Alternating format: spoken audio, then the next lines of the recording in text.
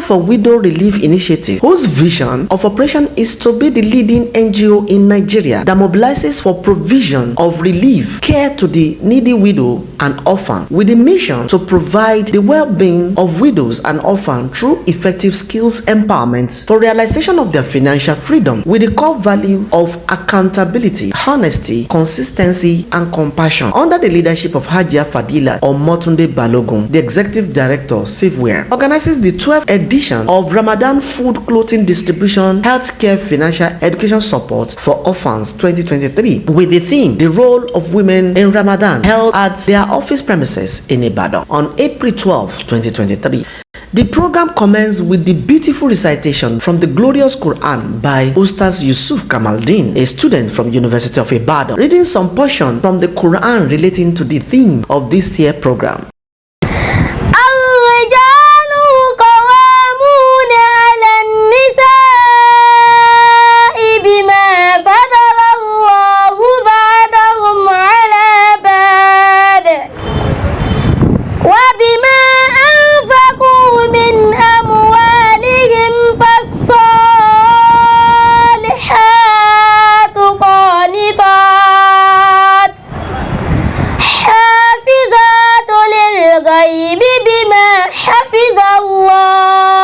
The Executive Director, Channel for Widow Relief Initiative, Hajia Fadila Omotunde Balogun, in her welcome speech at the occasion, charges the women to know their role in the month of Ramadan and never lose hope in the abundant reward awaits them and every obedient servants of Allah. In the name of Allah, the Beneficent, the Merciful, on behalf of the Chairman, Governing Council, Board of Trustees of this great organization, Channel for Widow Relief Initiative, and on behalf of the executive directors and all the directors, and on behalf of all the widows and everybody here, I want to welcome every one of us to the 12th Ramadan Food, Clothing Distribution and Healthcare Services Delivery.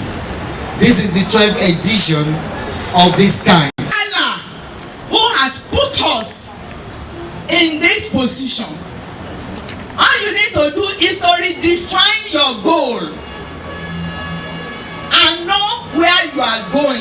God is always there for all of you. So continue to put your trust in Him and He will never leave you. I want to tell you that this woman had 3 of us and she struggled to train us. I lost my own husband at the age of 51 and my husband was just 57, and it is exactly 20 years this year, and God has never forsaken me for a day because He prepared me for it. He now put me in a position to take care of widow. If He has not taken good care of me, or my mother has not given me all the necessary things, will I be able to discharge the duties? No. So I own all the glory to Almighty Allah. Please, and to me, Alhaja Fadila Omotunde Balogun, the Iya Adini of Ansarudin Society of Nigeria, Ekiti State Branch, Awo Ekiti, in realization of my pains, has turned to gain. It's a life fulfillment for me. Alhamdulillah, Alhamdulillah, Alhamdulillah, Rabbil Alamin. Gbogbo ọ̀rọ̀ mi dùn mí, àfìgbà tó wá padà sí ìdùnnú fún mi. A dúpẹ́ lọ́dọ̀ Ọlọ́run, Alhamdulillah. Ìyẹn ni Ọlọ́run rán mi sí àwọn èèyàn mi yìí. Ẹni bá fi gbogbo ara dúró tì í, yóò padà wá jèrè ni.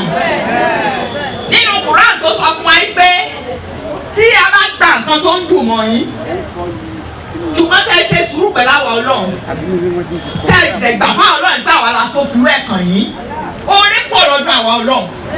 A wá fi ihun tó dùn mọ́ yín nú ju tá a gbà lọ́wọ́ yín lọ, ó wà fi rọ́pò sùn yín. Ó ṣe bẹ́ẹ̀ fún èèyàn yín àbí ó ṣe? Ó ṣe o. Ó lè ṣe fún yá àbí ò lè ṣe. àṣẹ lágbára. ẹ̀dá gbogbo ara ti Ọlọ́run.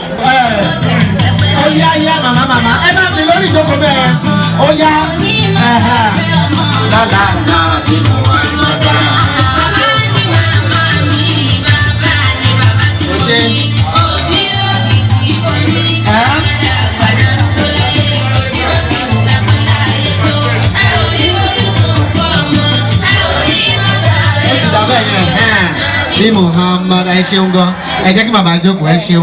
The chairman board of director Ajia M.M. Salau, in her opening speech, dwelled much on the unrelented effort of the organization since inception and the theme for this year Ramadan lecture. She highlighted the numerous benefits awaits the widow for this year program, their children, and used the medium to appreciate and thank all the donors. Since the inception of Channel for Widow Relief Initiative, the management, led by our resourceful, indefatigable, and highly cerebral founder and executive director of the initiative, Alhaja Fadila Omotunde Balogun, many programs have been undertaken. We train our widows to poultry keeping. In fact, we started with poultry keeping for them, fashion designing. We have graduated so many of them, tie and dye, catering services. We put them through a lot of vocational training to help them maintain themselves. As CFWRI, we try to take care of the health of our widows. Health personnel come over to sensitize them on health issues and attend to them on a personal level and individually to assist them to get required attentions by giving them drugs and referring them to health institutions when the need arises. As highlighted by the Executive Director, Alhaja Balogun, our widows participate in several health-related programs to assist them further on how to take care of their health issues. In fact, our widows participated in training sessions that will enable them to render assistance when necessary to others. Well, as normal of any organization, CFWRI is facing some challenges, which I know that through the untiring, unrelenting efforts of all of you, we shall surmount them. The fashion designing trainer has not been showing up due to transportation and other financial constraints. The trainees themselves are also complaining of lack of transport fare to attend the training sessions. We have a monograph machine used for our youth empowerment program, but this is also currently not in use. It needs repair to the tune of about 2.8 million. I know that this is a very large sum of money, but with the help of our usual donors and those who are willing to bail us out, we shall get this repaired also. So you can hear the director saying that even with 500,000, we can repair the old one. We have a lighted property along Abeokuta Road for agricultural projects. This needs fund too to construct a greenhouse. Our secretariat here needs a printer, a photocopy machine, so as to be able to make copies of documents that could be confidential without going to business centers. On this note, I appreciate all our donors, highly and good-spirited philanthropists, for being so kind to us. But for them, we would not have been able to achieve any of these feats. I pray Almighty Allah to continue to bless them and reach them many folds, reward them in this world bountifully and in the hereafter. At this juncture, it is time for the panelist discussion on the theme for this year Ramadan program. The section was moderated by Dr. Habibat Afis Oladosu, a senior lecturer at the University of Ibadan. Other discussants include Dr. Shakirat Olayinka Olanlege, consultant obstetrician gynecologist, and Alhaja Aminat Atere, a permanent secretary, Oyo State Ministry of Energy and Natural Resources. Here are some of the points of their discussion. Nínú Ramadan, gẹ́gẹ́ bí ìyàwó àti ìyá, a fẹ́ wo obìnrin Mùsùlùmí nínú Ramadan gẹ́gẹ́ bí olùtún ayé ṣe. How how do we make contributions? What are the expectations from us? Kí ni ìjọ béèrè látọ̀dọ̀ wa? Kí ni ẹlẹ́dàá wa béèrè látọ̀dọ̀ wa? Kí ni àwọn ọmọ àti àwọn ọkọ wọ́n béèrè látọ̀dọ̀ wa? Àwọn tí a jẹ́ opó tí a ò lọ́kọ mọ́. Ṣó ti tán ni? Kí ni Ọlọ́run béèrè látọ̀dọ̀ wa? Then àwùjọ yìí bó ṣe rí jákujàku yìí, bí àwùjọ yìí bó ṣe ń ṣàárẹ̀ yìí, kí ni ipa tí a lè kó láti mú àlàáfíà bá àwùjọ tó ń ṣàárẹ̀ yìí? Ẹ̀yin ò rí pé àwùjọ wa yìí ó ń sunkún, ó ń ṣẹ̀jẹ̀, àwùjọ yìí ń bínú, inú àwùjọ yìí ò dùn, ara àwùjọ yìí ò yá. Ànábì Muhammad sallallahu alayhi wa sallam ó ní tí ẹ bá wọnú ìlú kan, ó ní tí ẹ bá bá ìlú náà tí àlàáfíà jọba níbẹ̀, Ànábì ní ẹ béèrè àwọn obìnrin tó wà nínú ìlú náà. Ànábì ní tí ẹ bá tún délú ìlú kan bíi tìlú tiwa yìí, bíi Nàìjíríà yìí, bí gbogbo ẹ ṣe ti dàrú yìí, Ànábì ní kí wọ́n tún béèrè àwọn ìyá tó tún wà ń bẹ̀ náà. In other words, a jẹ́ pé bílù ìṣeré yìí ọwọ́ wa ló ti wá, àwa la fà á, torí àwa náà làwọn ìyá àwọn ọmọ yahoo boys, àwa náà la bí àwọn kidnappers, àwọn náà la bí àwọn tó ń mú ẹ̀jẹ̀, àwọn la bí àwọn ọmọ tó ń gbébọn, ṣé bóbìnrin náà ló bí wọn? Sọmọ mi lọ́mọ rere Ọlọ́run, sọmọ mi lọ́mọ rere, sọmọ mi lọ́mọ rere Ọlọ́run, sọmọ mi lọ́mọ rere, ṣe bẹ́ẹ̀ nìkan ló bí Fàdílà tún sọmọ mi lọ́mọ rere, sọmọ mi lọ́mọ rere, sọmọ mi lọ́mọ rere, sọmọ mi lọ́mọ rere, sọmọ mi lọ́mọ, ṣe bẹ́ẹ̀ nìkan ló bí Fàdílà tún sọmọ mi lọ́mọ rere. Àwọn àjọ̀nú àti àwọn èèyàn fún nǹkan kan yàtọ̀ sí ìjọsìn. Àwọn ìjọsìn wá pé lóríṣiríṣi. Ipe wọ́n ní tí a bá lọ́jọ́ ìgbéǹde àkìyámà, ipe nǹkan tó máa kọ́kọ́ tún iṣẹ́ wa ò ní sọ̀lá, ìrun tàǹkì. Àwa mùsùlùmá ipe àwọn òǹṣẹ́ni tí ó mọ̀ kírun pé àjọpọ̀ lójọ́ Ọlọ́run lójú tí wọ́n ò rí bẹ́ẹ̀. Àsìkò tí ìrun wákàtí márààrún tó gbé kalẹ̀, subi, zur, asri, maghrib àti isha, gbogbo ẹ̀ ló lásìkò. Kí á dẹ̀ wá ṣe ìgbìyànjú ipa ká rí pé àsìkò, pé ká dùn, pé ká rí pé àsìkò ẹ̀ níbi iṣẹ́ wa, nínú ilé wa, ẹ má jẹ́ kí nǹkan tá a bá ń ṣe kó dí àsìkò oorun, kó dí lọ́wọ́. Ipe pàápàá àwa tí Ọlọ́run tún dá lọ́lá, nítorí ọlá náà lásán pé Ọlọ́run tún fi dá fún wa pé àwa tí a jẹ́ opó, torí Ọlọ́run ọba ló gbé ipò yìí sí àárín yín, pé Ọlọ́run dẹ̀ mọ̀dí tó fi ṣe bẹ́ẹ̀. So a máa ké pe Ọlọ́run ni bí alájà wa ìyá wa wọ́n ṣe sọ, ipò Ọlọ́run là ń fẹ́ yìí tí hasbunallah wa ni'mal wakil, torí ọba Ọlọ́run ọba òun ni ọba tí ó jẹ́ oníkẹ́, òun ni ọ̀rẹ́ wa nínú gbogbo ohun tá a bá ń ṣe. So irun wa kò gbọdọ̀ já, kì í ṣe pé à ń lọ tajà ní Bódìjà ni, àbá ń lọ síbi iṣẹ́ wa, àwa san àti zur àti hasri àti magri àwa so pọ̀, kò yẹ kó jẹ́ bẹ́ẹ̀. Kò wá kọ́ la di dókítà bíi ti sísà tó bá a sọ̀rọ̀ tán sìn, ṣùgbọ́n àwọn iṣẹ́ táwa náà bá yàn láàyò, ẹ jẹ́ kí ká wá mọ̀ nípa ẹ̀ tí ó fi wúlò fún wa, táwa náà ó fi wúlò fún ara wa. Ọlọ́run bá jẹ́ kí á mọ̀ pé the first chapter of the Holy Quran tó reveal fún the prophet, òun ló bẹ̀rẹ̀ pẹ̀lú ikra bi ismi robika, èyí tí ó túmọ̀ sí pé kà pẹ̀lú orúkọ Ọlọ́run rẹ. Gbogbo ìmọ̀ tí a bá máa wá, ẹ jẹ́ ká kà á pẹ̀lú ìyọ̀ǹda Ọlọ́run, torí pé Ọlọ́run ni ọba ìmọ̀, ọba ìlímọ̀ ni Ọlọ́run. Ẹ jẹ́ ká wá ìmọ̀ pẹ̀lú ìyọ̀ǹda Ọlọ́run.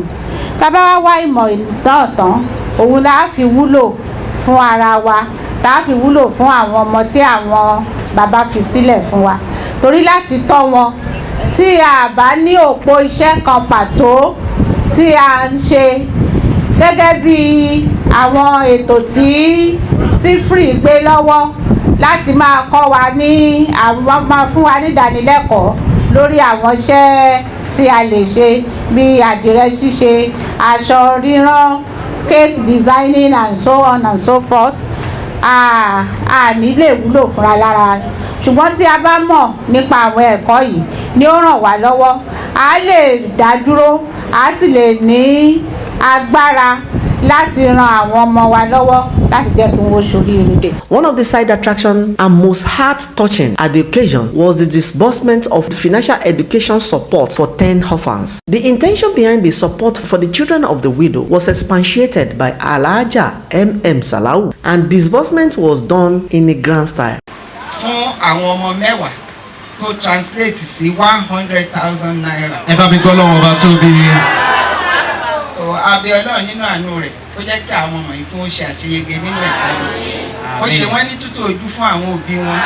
Bá a sì ṣe ń bẹ Ọlọ́run fún gbogbo àwa opó Ọlọ́run kò fi ọmọ wa ṣe ọkọ wa dálẹ́. Ká wá jèrè wọn nínú àlàáfíà. Ká má kò bí sunkún ìkankan nínú wọn. A ti sunkún ọkọ Ọlọ́run má jà sunkún ọmọ. Aṣọ yìí àti gbogbo ọmọ wọ̀nyí wọ́n wà yàn wọ́n yanjú lójú ẹ̀mí àwọn òbí wọn wọ́n mọ dábẹ́ ẹnu wọ́n mọ ọ̀rọ̀ bí òwe lójú pé àwọn òbí wọn àti tóbi àánú Ọlọ́run dáadáa ìlànà ìlànà àti kristẹni àti mùsùlùmí ni o kì í ṣe ọmọ mùsùlùmí nìkan torí orúkọ tó wà níwájú mi ń bì orúkọ ọmọ kristẹni náà wà ńbẹ̀ gbogbo àwa tá a jẹ́ opó nínú CFWRI ò ní àmú ọmọ wa lẹ́yọ kọ̀ọ̀kan lọ bí agbára ṣe mọ́ ṣùgbọ́n a ó máa tẹ̀síwájú ní ọjọ́ wájú láti tún fún àwọn míì náà ní ìrànlọ́wọ́ owó lẹ́yìn owó ó tún ní àwọn nǹkan míì tá a fẹ́ fún wọn. The distribution also continued with the bumper package for the widows. This include food items, clothing, and transportation fare for over 300 widows.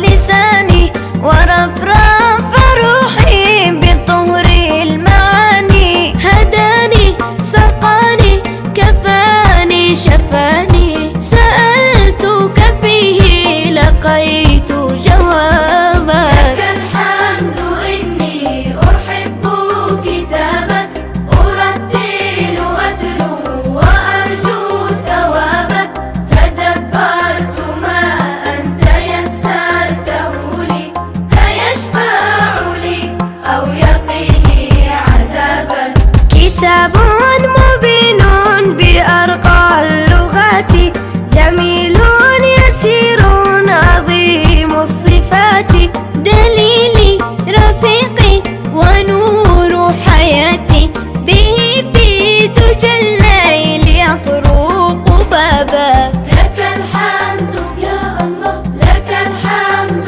يا الله لك الحمد يا الله لك الحمد يا الله لك الحمد إني أحب كتابك. This include important medical checkup and distribution of health-related materials and drugs for all the 300 widows and guests. The first widow to receive her package is the mother of the executive director, who has been a widow since she was aged 35 years and see all the children through in the school, and they are now successful women and men. A book written and launched by Ajia Fadilat Balogun on the overcoming the challenges of widowhood was also distributed for all the guests and widows in order to help them to overcome the challenges facing with widowhood.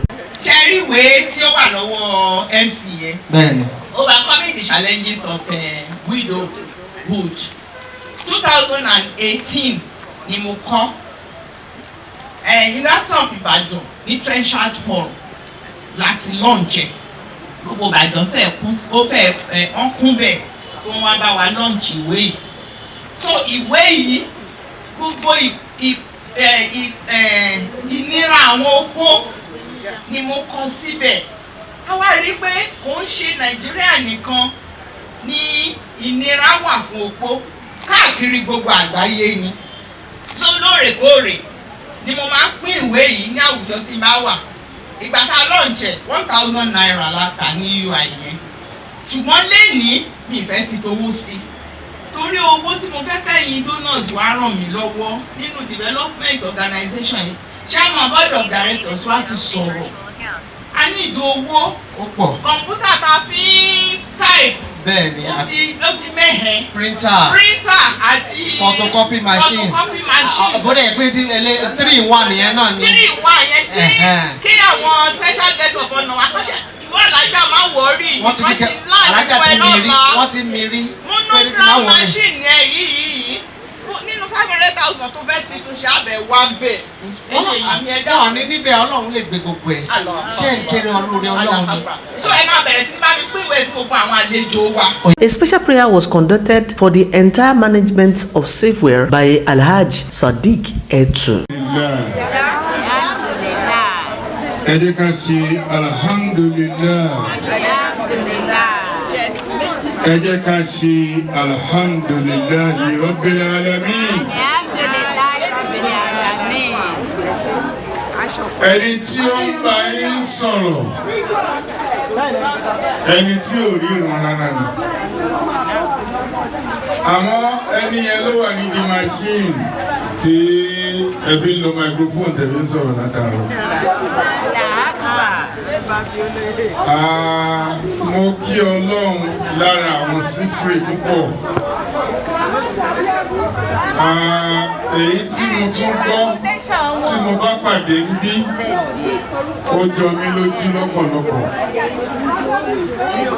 Wọ́n á jẹ́ kó jẹ́ wípé téèyàn bá rìn káàkiri ẹ̀kọ́ ló máa gbọ́.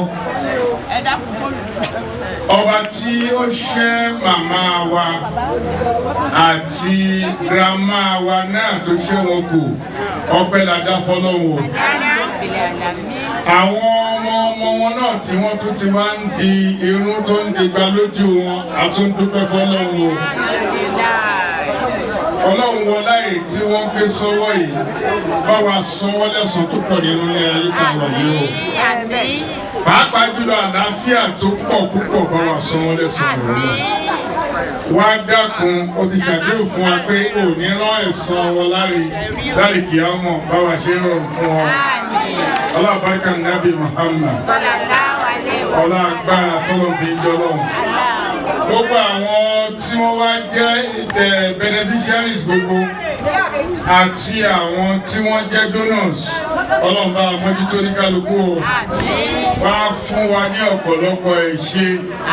Èkejìlá là ń ṣe lọ́dún yìí bí a ṣe ètò pọ̀ jù bẹ́ẹ̀ lọ. Nínú àlàáfíà ni ká fi ṣe, nínú ìbùkún rẹ̀ ni ká fi ṣe. Àwọn tó máa tún darí sí ọ̀dọ̀ wa tí wọ́n máa ṣe jihad fil Islam Ọlọ́run ṣe nírọ̀rùn fún wa o. Ọlọ́run sọ oníkálukú wa di èèkàn ká lè rí sẹ́yìn jẹ́ ṣìgbà lọ́wọ́ wa Ọlọ́run ọlọ́àbáríkà Nabi Muhammad. Bismillahir Rahmanir Rahim.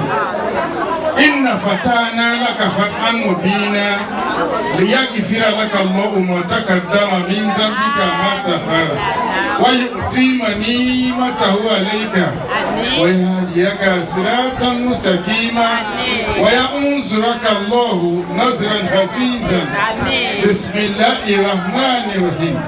Wa daraba lana masalan wa nasiya khalqahu qala man yuhyil izama wa hiya ramim qul yuhyi alladhi ansha'a wala marratin wa huwa bikulli khalqin alim.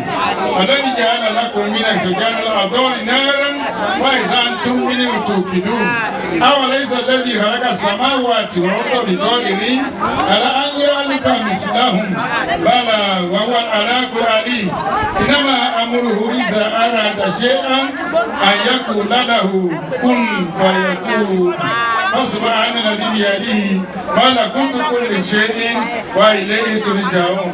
ما شاء الله لا قوة Other dignitaries that graced the occasion include the representative of the former Amira Oyo State, Alhaja retired Lieutenant Colonel A.T. Sanusi, Alhaja and Alhaji Yahya Abiola Adeyemi, Alhaja Bakari Nusrat, Alhaja S.A. Suara, among others. The role of women in Ramadan cannot be overemphasized. Without them, fasting in the whole month of Ramadan could amount to so much hardship, most especially those who understand the value women represent in these circumstances. Therefore, women must be respected and continue to be honored in all circumstances. Caring for the widows is also an integral part of Islamic religion and must be given due priority by Muslims. Okikiola Qasim reporting.